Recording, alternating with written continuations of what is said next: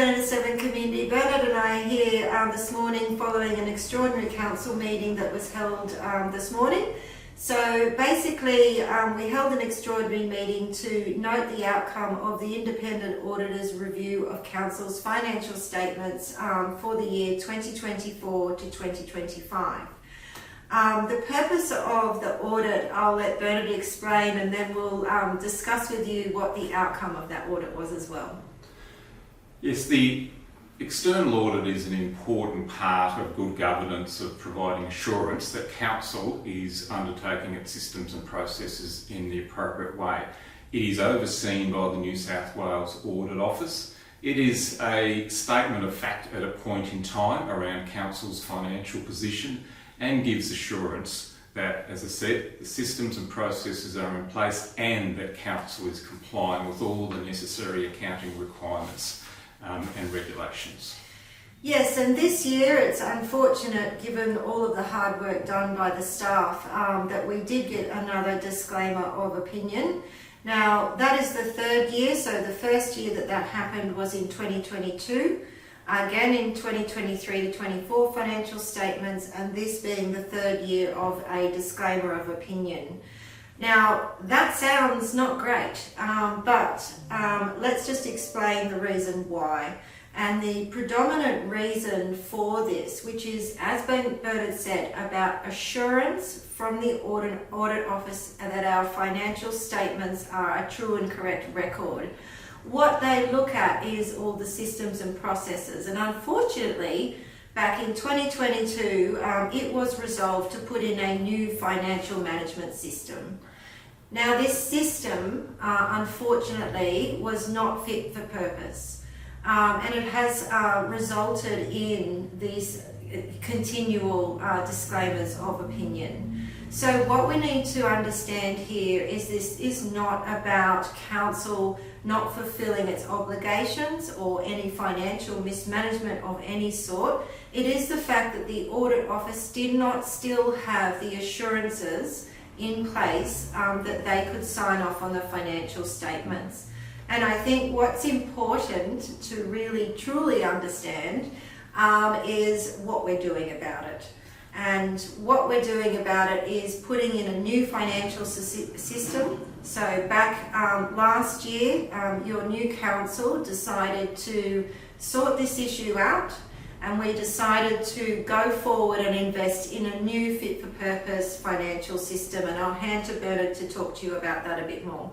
Yes, and just to explore that a little bit further, council in 2022 went with a system which wasn't well known in the industry and arguably wasn't fit for purpose. A key part of migrating to a new system is around data integrity, around ensuring that the transition is made at the right time. And unfortunately, at the time, there was a focus on a time frame rather than the outcome. So as the Mayor indicated, council has made what is, in industry terms, an almost unprecedented decision to very quickly, within 2 or 3 years, migrate to the new system, a system which is well known in the industry, which is certainly fit for purpose and has a track record. That is underway at the moment. There is an enormous amount of work going on in the background, certainly learning the lessons from the past around getting the right system, undertaking the transition well, ensuring the implementation is correct. And we're hoping to migrate to that new system in the middle of this year.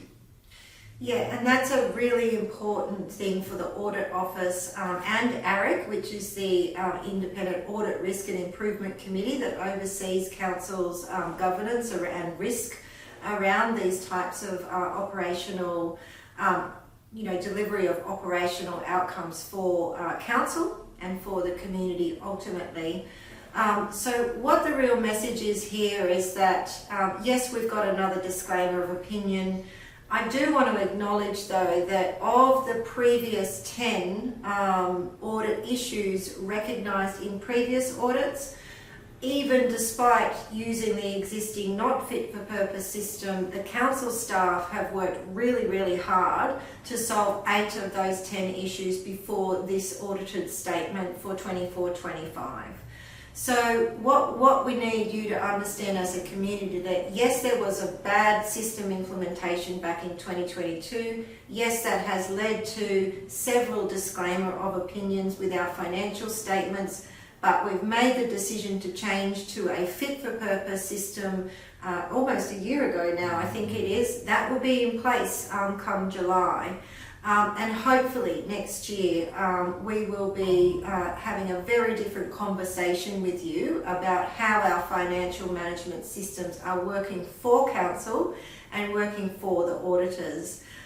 So I just want to also mention and actually Bernard will probably take this one, but the difference between looking at these financial statements today and what the SRV conversation is in regard to financial sustainability. Yeah.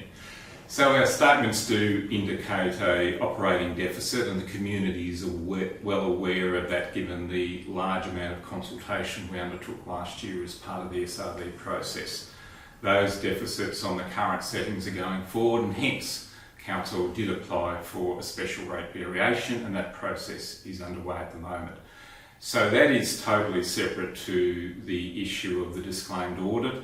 That is around our systems, the new system, the data migration, as we've just indicated, that is distinct from the ongoing financial sustainability and its position. So they are certainly two very different aspects. So that's a wrap for today, and I hope that has given you more information. It is a complex thing, finances of council. If you do have any questions, please reach out to council or your councillors, and we can try and answer those questions for you. Have a great day.